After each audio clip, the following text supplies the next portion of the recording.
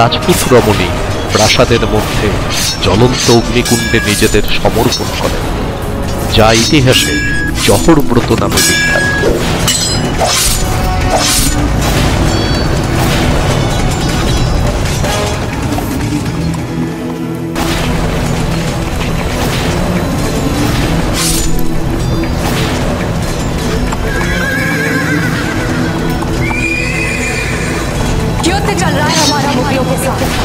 ऐसा ऐतिहासिक युद्ध जैसा युद्ध आज से पहले समूचे राजस्थान के इतिहास में कभी नहीं हुआ। जिस तरह हमारे पतियों हंसते हंसते अपनी मातृभूमि को बचाने के लिए अपने प्राण न्यौछावर किए हैं, हम भी वैसा ही कर जीते जी हम उन मुगलों से हार नहीं माने। जय एकलिंग जी।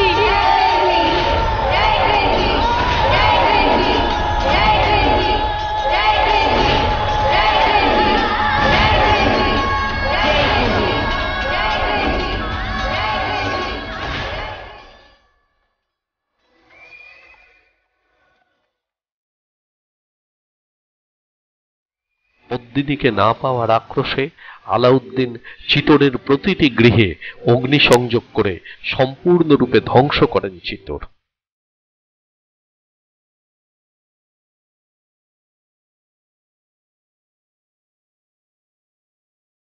কিন্তু পরাধীনতা বা বশ্যতা কোনোটাই রাজপুতদের রক্তে নেই।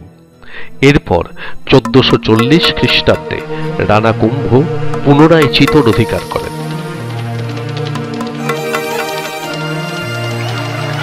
চিতোরের পরবর্তীকালীন সমৃদ্ধি ও সংস্কার প্রায় পুরোটাই রানা কুম্ভের হাতেই সম্পন্ন হয়।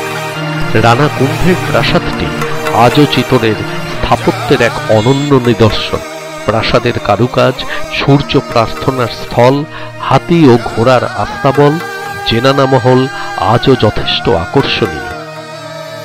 1440 সালে রানা কুম্ভ সুলতান মামুদ খিলজিকে হারিয়ে পুনরায় চিতোর অধিকার করেন, আর এই জয়ের স্মারকরূপে 1458 থেকে 1468 সালের সময়কালের মধ্যে নির্মাণ করেন চিতোরের বিজয় স্তম্ভ বা টাওয়ার অব ভিক্টরি।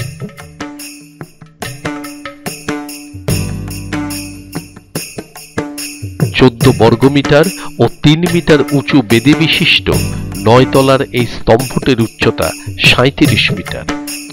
অসাধারণের গঠনশৈলী ও কারুকার্য।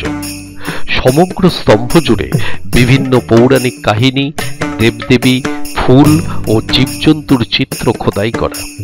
এমনকি আরবি ভাষায় পবিত্র কোরআনের বাণীও খোদিত হয়েছে এই স্তম্ভের 3 ও 8 তলায়।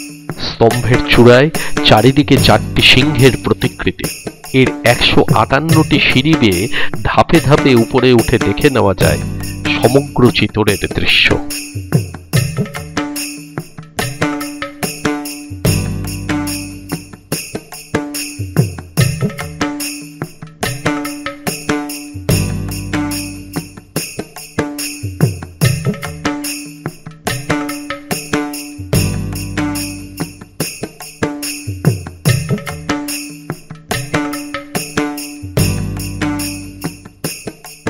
কীর্তিস্তম্ভ বিজয় স্তম্ভের থেকেও প্রাচীন।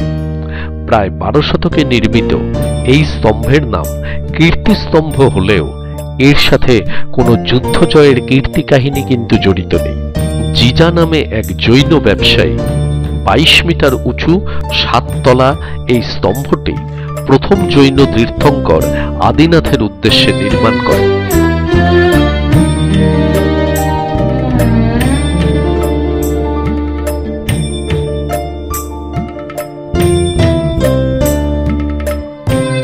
এগারো শতকের জৈন মন্দির 7-20 দেউরি, 7 ও 20 অর্থাৎ মোট 27টি মন্দিরের সমন্বয়ে গঠিত এক মন্দির গোষ্ঠী।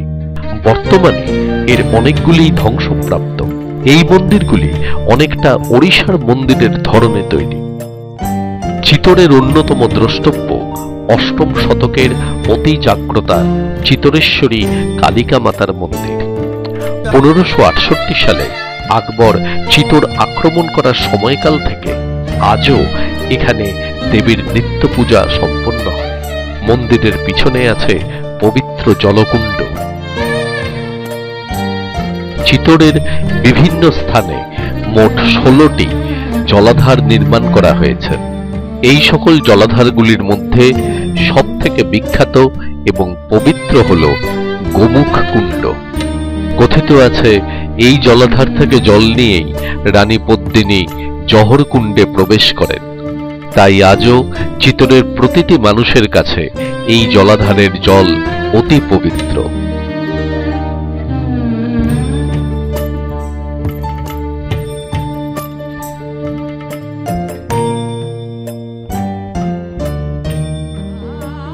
রানা কুম্ভের প্রাসাদের থেকে কিছুটা এগিয়ে গিয়ে কৃষ্ণ সাধিকা মীরাবাইয়ের কৃষ্ণ মন্দির। মহারানা ভোজের মহিষী মীরাবাই কৃষ্ণ সেবায় তার জীবন উৎসর্গ করেন। ভগবান শ্রীকৃষ্ণের চরণে নিবেদিত তার ভক্তিমূলক সঙ্গীতগুলি আজও মীরার ভজন নামে সমান জনপ্রিয়।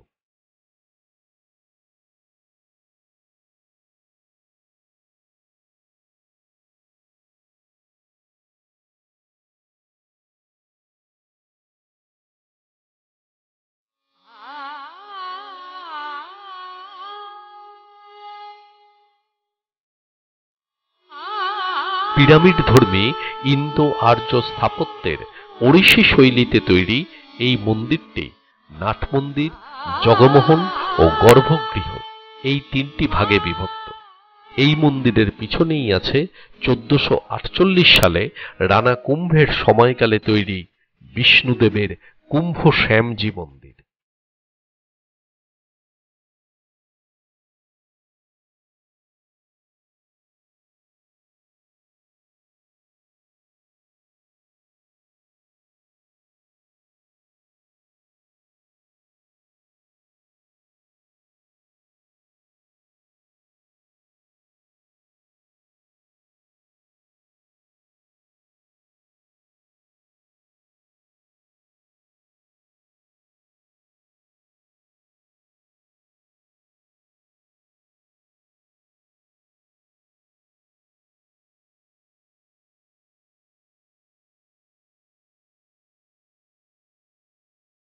কুম্ভ শ্যামজি মন্দিরের ঠিক পিছনেই 15 শতকে তৈরি জৈন মন্দির শৃঙ্গার চৌরি।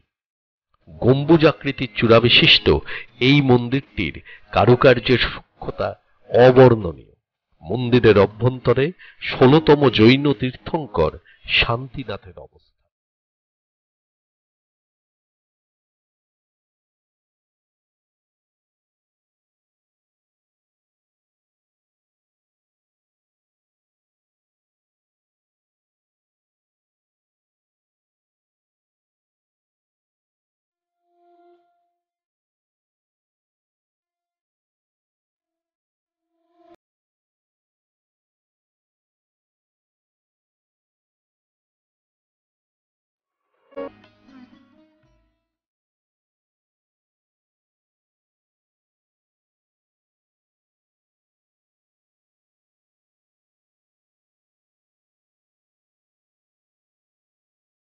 বারংবার যুদ্ধে ক্ষতবিক্ষত হয়েছে চিতোরের দুর্গ ও তার বিভিন্ন স্থাপত্যকলা। 1567 সালে চিতোরের উপর শেষ আক্রমণ করেন সম্রাট আকবর। মোগলদের হাত থেকে চিতোরকে রক্ষা করতে সেই যুদ্ধে প্রায় 8000 রাজপুত সেনা পতঙ্গের ঝাঁকের মতো মৃত্যুবরণ করেন। চিতোরে পুনরায় শেষবারের মতো জ্বলে ওঠে জহরের চিতা। রাজপুত সেনাপতি জয়মল ও পাট্টার বীরত্বে মুগ্ধ হয়ে আকবর আগ্রা দুর্গের প্রবেশদ্বারে হাতির পিঠে এই দুই বীরের মূর্তি স্থাপন করেন।